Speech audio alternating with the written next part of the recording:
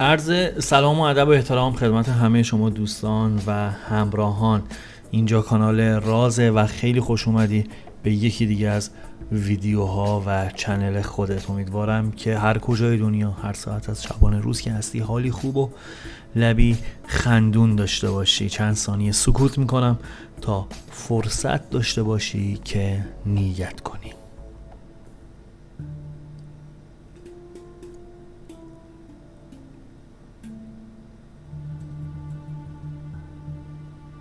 خب اگر نیت کردی آماده ای، با هم بریم سراغ غزل امروز تا ببینیم کائنات در قامت کلام حافظ چه پیامی برای امروز من و تو داره.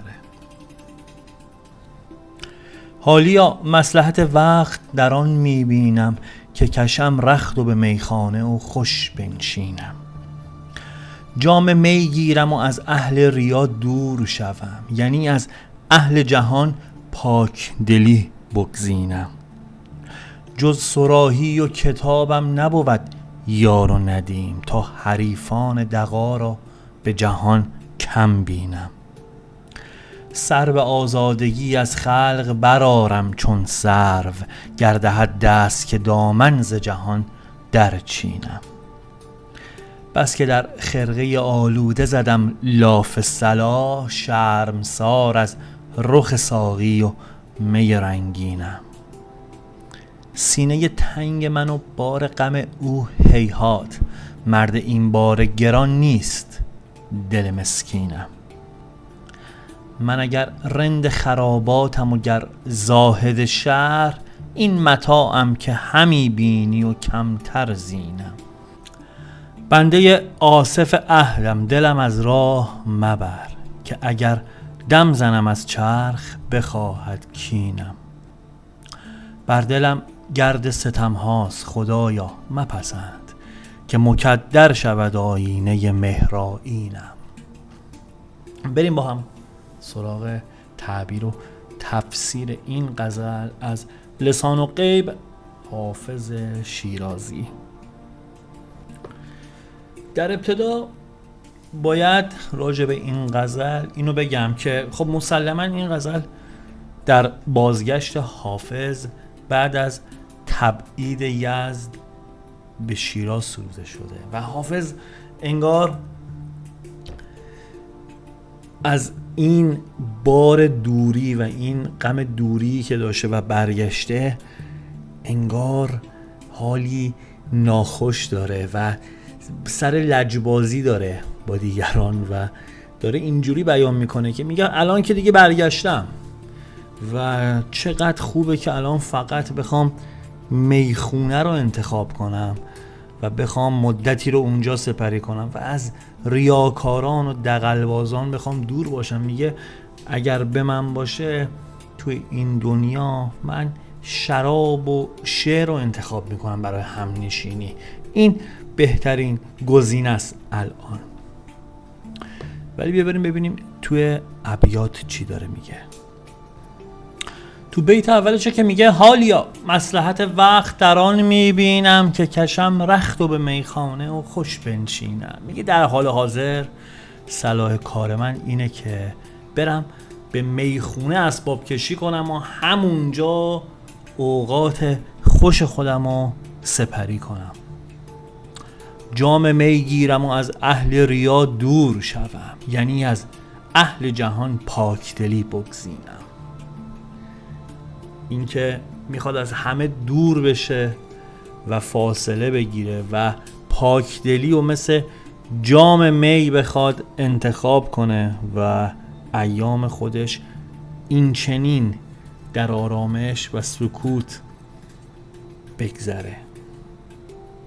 جز صراحی و کتابم نبود یار و ندیم، تا حریفان دغا را به جهان کم بینم. میگه به جز شراب و کتاب دوست و همدمی من نمیشناسم. اینطوریه که میتونم از روی دغلبازان مدعی برحذر باشم و در اطراف خودم بجز کتاب و شراب ریاکاری رو نبینم. توی بیت پنجمشه که چیزی رو میگه، چیزی رو اقرار میکنه که واقعا پی به اون خلوص نیت، به اون صداقت کلام حافظ میشه پی برد. بعضی موقع فکر میکنیم که اصلا همچین شخصیتی میتونه حضور خارجی داشته باشه، یعنی توی روزمره خودمون ممکنه ببینیم. چیز عجیب غریبی نمیگه، ولی صحبت از سبک زندگی داره میکنه، صحبت از لایف استایلی داره میکنه که چقدر زیبنده این دورانه. ولی آیا هیاهو شلوغی های زندگی اجازه میده که اینطور صریح و صادق باشیم؟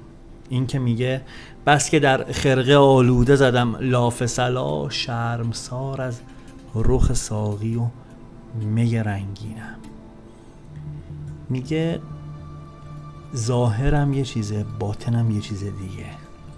میگه از بس که در لباس تقوا به گناه آلودم و دم از پرهیزکاری میزنم، میگه از روی ساقی و شراب رنگین خجالت زدم. نمیگه پیش مردم شرمسارم، نمیگه پیش خودم شرمنده هستم،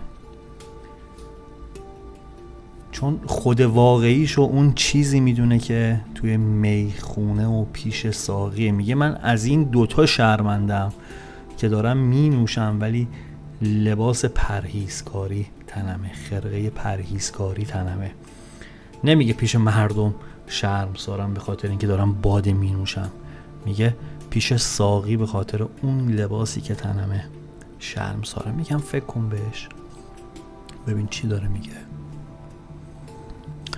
سینه تنگ من و بار غم او هیهات، مرد این بار گران نیست دل مسکینم. میگه بعیده که این قلب تنگ من توان تحمل این بار غمو داشته باشه. این دل بینوای من توانایی کشیدن این بار سنگین رو نداره. من اگر رند و خراباتم و گر زاهد شهر، این متاعم که همی بینی و کمتر زینم. من اگر لاابالی کوی می فروشان هستم، همینم که هستم، همینم که دارم نشون میدم و از اینم کم ارزش‌تر هستم. یعنی اهل خودنمایی و ریاکاری و دغل‌بازی نیستم.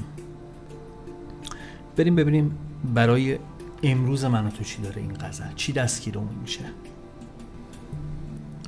پیام میگه که در پی یافتن صلاح و مصلحت کار خودتی. خیلی وقته که ذهنتو آماده دریافت موقعیت و شرایطی کردی که همیشه منتظرش بودی. در واقع سکونی که الان درش قرار داری داره برای تو مهیا میکنه شرایطی رو که داشتی بهش فکر میکردی، یا جزو آرزوهات بوده یا اهدافت بوده. مسیر داره برات هموار میشه. چقدر خوبه که توی این شرایط که هستی دنبال سراب نری. تا حالا برات پیش اومده که در طی روز تلفنت زنگ بخوره، کسی بخواد باهات قرار کاری بزنه که یا رو درواسی داشته باشی باش، یا اینکه بدونی که جز این که وقت تو بگیره کار دیگه ای نیست، ولی به خاطر رو درواسی و یک سری از ملاحظات باز با این حال حاضری براش وقت بذاری؟ براتون پیش اومده پیام میخواد اینو بگه که برای خودت ارزش قائل باش، برای وقتت ارزش قائل باش و روی اهدافت متمرکز باش.